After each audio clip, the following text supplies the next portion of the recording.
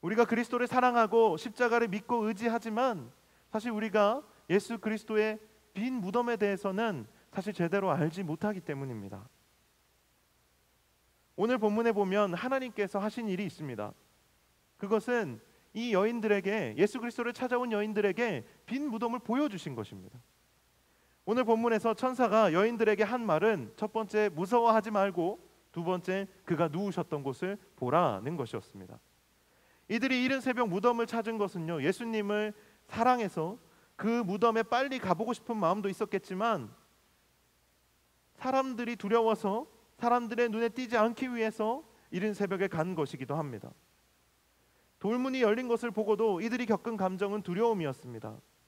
그런데 천사는 이들에게 먼저 무서워하지 말라고 했고, 일단 그가 누우셨던 곳, 곧 빈 무덤을 먼저 보라고 말했습니다. 하나님께서는 십자가에서 죽으신 예수 그리스도를 보려고 하는 여인들에게 대신에 그가 누웠던 자리가 이미 비어 있음을 보게 하십니다. 그리고 그 예수님께서 이미 말씀하신 대로 갈릴리로 떠나셨음을 알려주십니다. 그리고 이 소식을 전하기 위해서 서둘러 제자들에게 가라고 이야기합니다. 그리고 이 여인들은 서둘러 제자들을 보러 가는 길에 부활하신 예수님을 직접 맞닥뜨리게 됩니다. 예수님께서는 이 여인들에게 먼저 인사하십니다. 평안하냐? 여러분 평안하십니까? 이 평안하냐라는 질문은 정말 잘 지냈니? 라는 의미가 아니라 평안할지어다 라는 의미를 가지고 있습니다. 두려워하고 불안해하고 여전히 미심쩍어하고 혼란스러워하는 이 여인들에게 예수님은 평안을 선물해주고 계시는 것입니다. 놀라 정신이 없던 여인들이 예수님을 만난 즉시 절대적인 평안을 경험하게 됩니다. 그리고 이들은 엎드려 주님의 발을 붙잡고 경배합니다. 여러분, 이 사건들의 핵심이 뭘까요? 이 사건의 핵심은 두 가지예요. 이들은 빈 무덤을 보았습니다. 그리고 그 빈 무덤의 주인이셨던 예수님을 만났습니다. 이 두 가지가 이 장면의 핵심입니다. 예수님의 부활에 대한 경험과 확신을 주시기 위해서 하나님께서는 이 여인들에게 이 사건을 허락하신 것입니다. 여러분, 부활은요, 놀라운 능력으로 사람을 변화시킵니다. 두려움과 절망 가운데 있는 사람들을요, 그 두려움과 절망으로부터 불러냅니다. 그리고 이들을 거룩하고 담대하게 변화시키십니다. 그리고 오늘 본문에서 두 번째로 하나님께서 하신 일은 무엇이냐 하면 이들을 갈릴리로 보낸 것입니다. 예수님은 두려움과 절망 가운데 지금 숨어 있는 제자들에게 가서 갈릴리로 오라고 전해달라고 말씀하십니다. 예수님을 사랑했지만, 예수님을 그토록 사랑한다라고 말했지만 그 사랑에 실패했던 제자들에게 다시 한번 갈릴리로 와서 부활한 나를 만나라고 말씀하십니다. 자신을 배신해버린 제자들에게 예수님은 오늘 본문 10절 말씀에 내 형제들에게 갈릴리로 가라 전해달라고 하십니다. 천사들은 그의 제자들에게 가서 전하라고 했는데 예수님은 그 제자들을 내 형제들이라고 말씀하십니다. 여러분, 어떻게 자기를 배신한 무리들에게, 자기의 사랑을 저버린 무리들에게 내 형제라고 할 수가 있겠습니까? 예수님의 부활이 어떤 것인지를 말해주는 대목입니다. 예수님의 부활은 원수를 갚고 복수하기 위한 것이 아니라 평안을 전하기 위한 것입니다. 사랑을 전하기 위한 것입니다. 예수님의 부활은 회복이었고 평안이었고 사랑이었고 기쁨이었습니다. 여러분, 갈릴리가 어떤 곳입니까? 이 갈릴리는 예수님께서 제자들과 처음 만났던 곳입니다. 예수님께서 부활하신 후에 제자들을 이곳에서 다시 만나셔서 회복시켜 주십니다. 그리고 이들에게 사명을 새롭게 하여 주십니다. 예수님께서 갈릴리에서 제자들을 만나서 하신 말씀이 마태복음 28장 18절에서 20절에 잘 나와 있습니다. 성경이 있으신 분들은 함께 보시면 좋겠습니다. 마태복음 28장 18절에서 20절까지의 말씀입니다. 예수께서 나와 말씀하여 이르시되 하늘과 땅의 모든 권세를 내게 주셨으니 그러므로 너희는 가서 모든 민족으로 제자를 삼아 아버지와 아들과 성령의 이름으로 세례를 베풀고 내가 너희에게 분부한 모든 것을 가르쳐 지키게 하라. 볼지어다 내가 세상 끝날까지 너희와 항상 함께 있으리라 하시니라. 여러분, 모든 민족으로 제자를 삼고, 그리고 또 아버지와 아들과 성령의 이름으로 세례를 베풀고, 또 가르친 것을 모두 지키게 하는 것, 여러분, 이 일은 예수님께서 살아계시던 때에, 예수님께서 십자가에 달리시기 전에 사실 이미 다 하셨던 일이에요. 그런데 오늘 이 본문이 의미가 있는 이유는, 이전에는 예수님께서 혼자 하시던 이 일을 이제는 부활을 경험한 제자들로 하여금 이제는 실제로 하도록 하시는 장면입니다. 이 말씀의 전과 이 말씀의 후가 제자들의 삶이 180도 바뀌게 됩니다. 그 이전의 제자들은 부활하신 예수님을 만나지 못했기 때문에 그들은 십자가의 사랑, 십자가의 헌신, 십자가의 희생을 보았음에도 불구하고 실패자로 살았습니다. 이들은 예수님의 사랑과 헌신과 희생을 알았지만, 보았지만 이들은 숨어 지냈습니다. 이들은 죽음이 두려웠습니다. 이들은 세상이 두려웠습니다. 사람이 두려웠습니다. 그런데 부활하신 예수님을 만나고 이 사명에 대한 위임을 받았을 때 제자들은 이 사명을 위해서 놀랍게도 죽음을 두려워하지 않는 그리스도의 증인들로 바뀌었습니다. 여러분, 무엇이 이들을 바꾸었습니까? 바로 부활하신 예수님과의 만남이었습니다. 오늘 우리에게도 하나님께서는 동일하게 일하십니다. 여러분, 세상에 대한 두려움을 이기게 하는 것은 빈 무덤의 능력입니다. 오늘 우리에게 빈 무덤, 이 여인들이 만났던, 마주쳤던 빈 무덤이 여러분 어떤 의미가 있을까요? 여러분, 인생의 끝이 어딥니까? 인생에 우리가 마지막으로 도달하게 되는 지점이 어딥니까? 무덤이잖아요. 우리가 인생에 죽어서 가게 되는 곳은 무덤입니다. 세상 사람들은, 믿지 않는 사람들은 그렇게 생각합니다. 모든 사람은 죽으면 무덤에 장사됩니다. 그런데 이 여인들이 경험한 이 빈 무덤의 사건은요, 우리의 인생의 끝이 무덤이 아니라 부활임을 보여주는 것입니다. 이전에는 사람들이 경험하지 못했던 것을 경험시켜 주는 거예요. 우리의 인생의 끝이 무덤인 줄 알았는데, 다시 말해 이 빈 무덤처럼 우리의 무덤도 비게 될 것이라는 거예요. 여러분이 나중에 죽잖아요. 여러분의 무덤이 여러분의 시신으로 채워져 있는 것이 아니라 비게 될 것이라고요. 이게 곧 무슨 말입니까? 우리의 인생이 죽음으로 끝이 아니라는 얘기예요. 우리는 죽으면 끝인 줄 알았는데 빈 무덤을 보고 나니까 죽음이 끝이 아니라, 무덤이 끝이 아니라 새로운 시작이라는 것을 깨닫게 된 것입니다. 이 부활은, 이 빈 무덤은 우리에게 눈에 보이는 이 세상이 다가 아님을 깨닫게 합니다. 보게 합니다.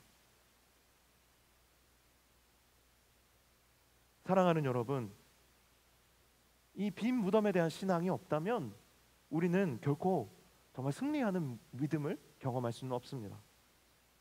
빈 무덤은 우리에게 십자가를 지신 예수님이 예수님의 전부가 아님을 깨닫게 합니다. 제자들은 예수님께서 십자가를 지심으로 끝났다고 생각했습니다. 그러나 빈 무덤은 그것이 끝이 아님을 우리에게 보여주는 것입니다. 십자가와 부활, 이것은 각각의 사건이 아니에요. 이것은 동전의 양면같이 하나의 사건입니다. 십자가와 부활은, 부활이 없는 십자가는 무기력한 거예요. 이것은 우리에게 공감과 위로와 또한 어떤 우리를 잠시 치유해주는 그런 능력은 있지만, 우리의 죄를 씻어주는 그런 능력은 있지만 그 이상의 능력은 없는 것입니다. 세상에 많은 성인들이 있었어요. 석가모니도 있었고요, 마호메트도 있었고요, 공자도 있었고요, 맹자도 있었고요, 소크라테스도 있었어요. 이들은 다 무덤 속에 있습니다. 하지만 예수님은 달라요. 부활하셨죠. 그런데 만약 예수님이 부활하시지 않으셨다면 이들과 다를 바가 뭐가 있냐라는 거예요. 부활은요, 부활에 대한 믿음은요, 우리의 믿음에 진정한 능력을 부어주는 것입니다. 여러분, 여러분 믿음의 조상 아브라함 아시죠? 자, 여러분 아브라함 아시죠? 여러분, 아브라함이 이삭을 하나님께 번제로 드렸습니까? 안 드렸습니까? 드리려고 했죠. 거의 드리기 직전까지 갔습니다. 어떻게 그럴 수 있었죠? 히브리서 말씀을 읽어보면 그것이 어떻게 가능했는지를 알 수 있습니다.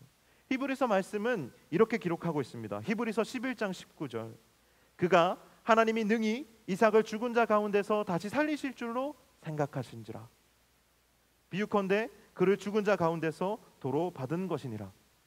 이 이삭을 하나님께서 다시 살려주실 것에 대한, 부활에 대한 믿음이 없었다면 아브라함은 이삭을 드릴 수 없었어요. 그런데 아브라함은 이 믿음이 있었기 때문에 사람으로서는 할 수 없는 그러한 믿음의 모험을 할 수 있었던 것입니다.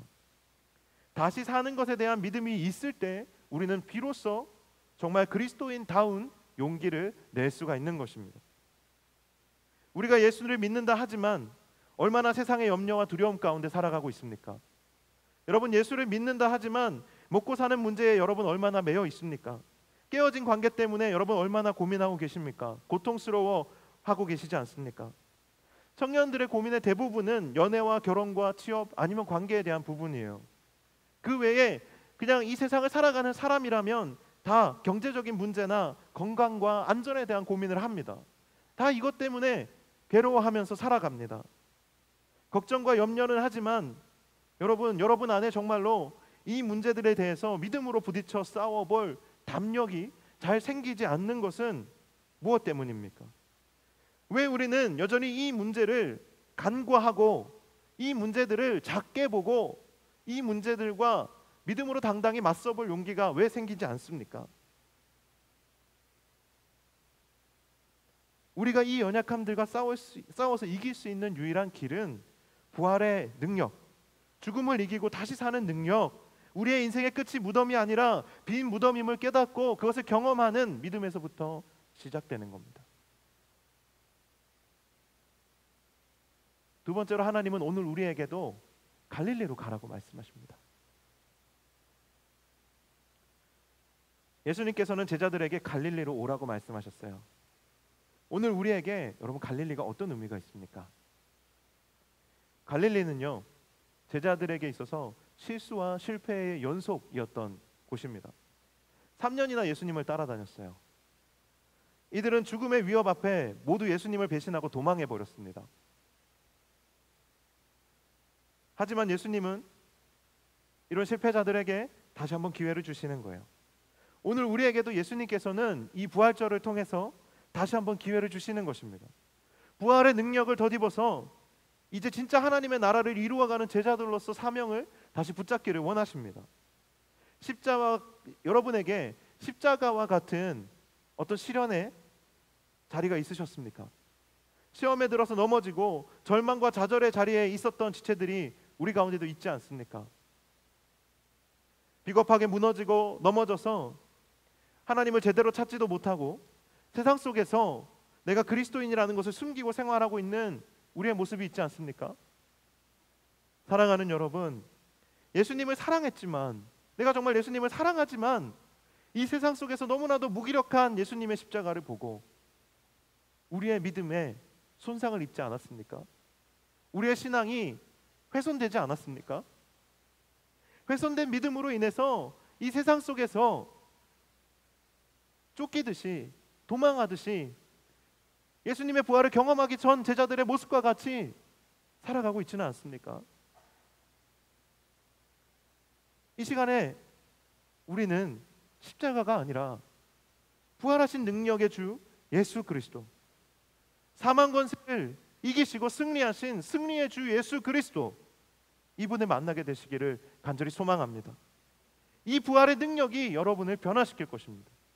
우리의 기대를 넘어서 우리를 변화시킬 것입니다.